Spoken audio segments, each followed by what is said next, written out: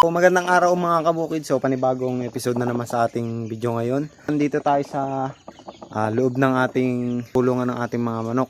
So ngayon nga is meron na ako dito mga binabang mga sisiw, yung ating mga isang buwan at mahigit na mga sisiw. So ngayon sasanayin natin sila ng nasa labas na kasi nandito lang sila nakalagay. Diyan sila nakakulong doon.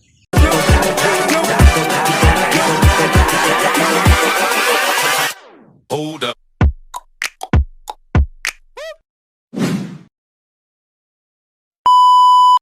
Ang gagawin natin ngayon is hahatiin natin tong area na ito para doon sa kalahati yung mga sa mga breeders natin. Ayun sila. So hatiin natin dito simula rito hanggang doon sa may kabila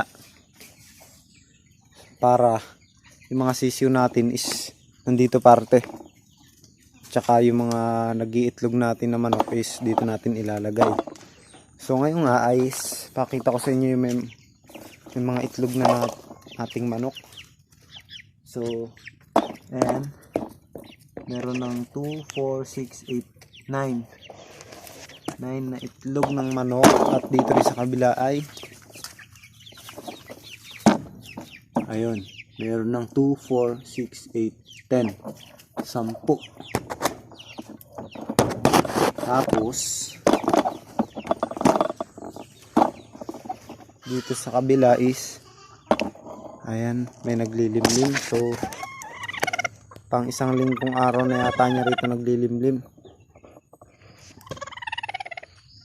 So ayan, simula rito sa pagitan na ito dito siguro sa may kawayan na ito hanggang doon sa puno na yun, sa pagitan nitong may nag-iitlog is lalagyan natin ng net. So ito na yung net natin, oh.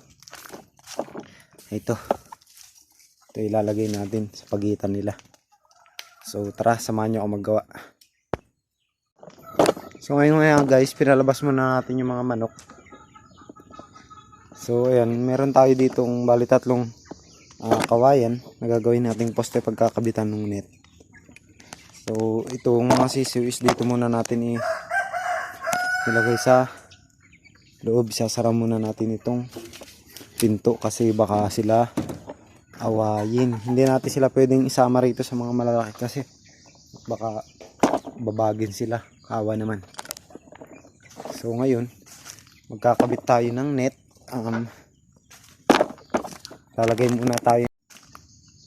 Maglalagay muna tayo ng kawayan dito, mga tatlong o kahit mga dalawa nga lang okay na.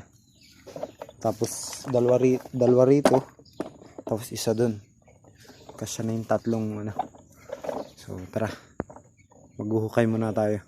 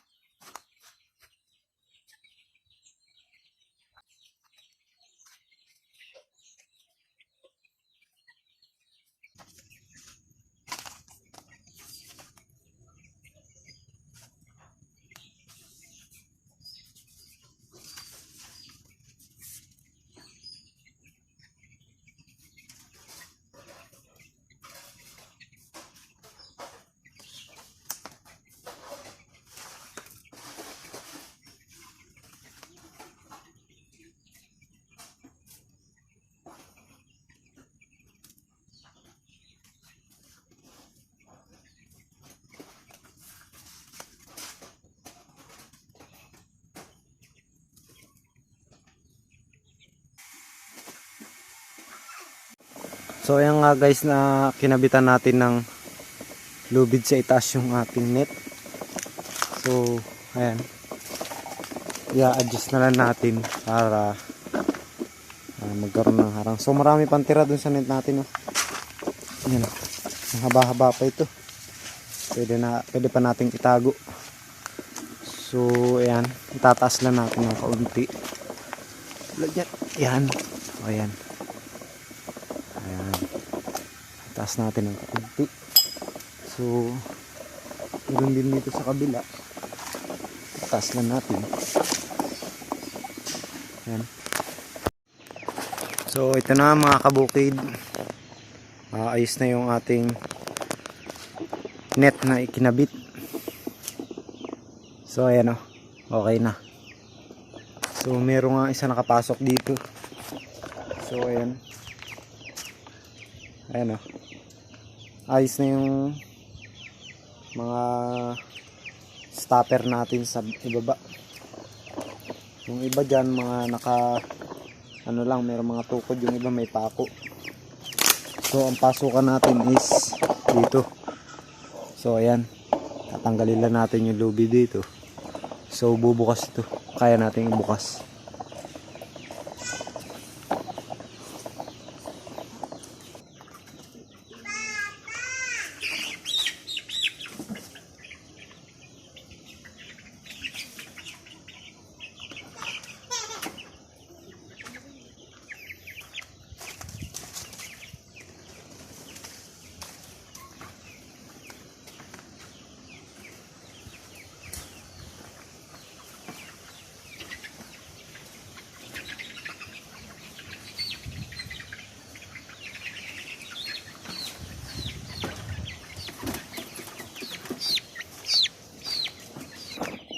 So ayan ang mga kabukid, oh.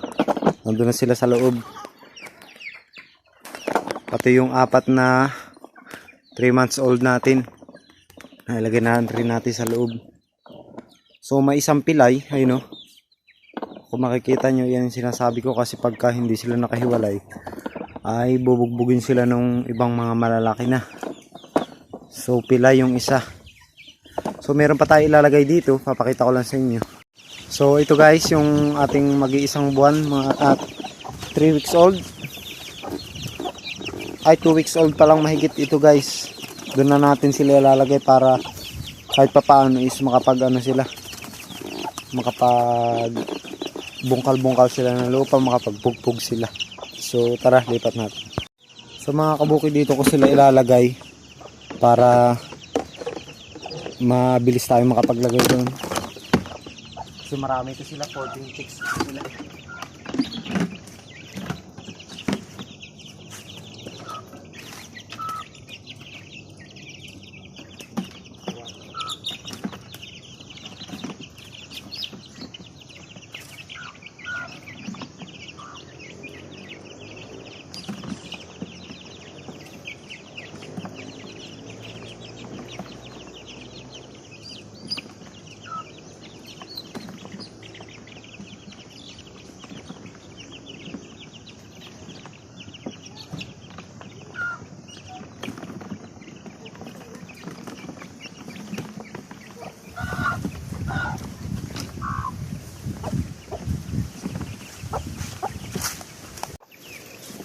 So ito na ang mga kabukid.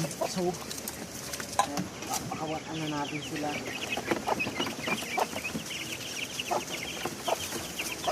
So ayan na guys.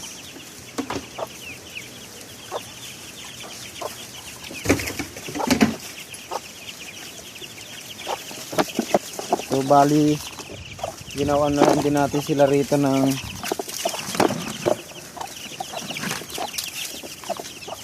tulugan nila. Kung sakaling yan sila matutulog pag gabi. So bali depa nila alam yan. So mamaya tuturuan natin yung nanay nila na pumunta dyan.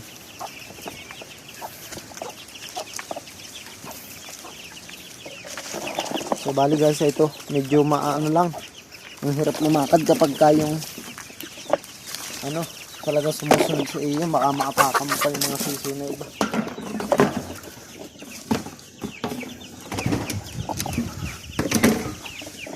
So ayan na guys yung lahat ng mga sisiyo ko dito.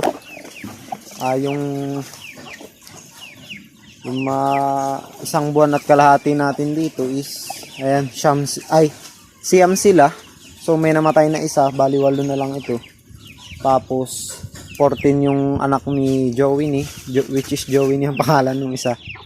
Tapos yung itong apat na 3 months old is anak din ito ni Joey ni. So ito yung napilay guys. Ayan o. Ito yung sinasabi ko na mahirap pag makapakawala sila, kaya talaga dapat nakakulong sila sa o nakaseparate sila ng kulungan.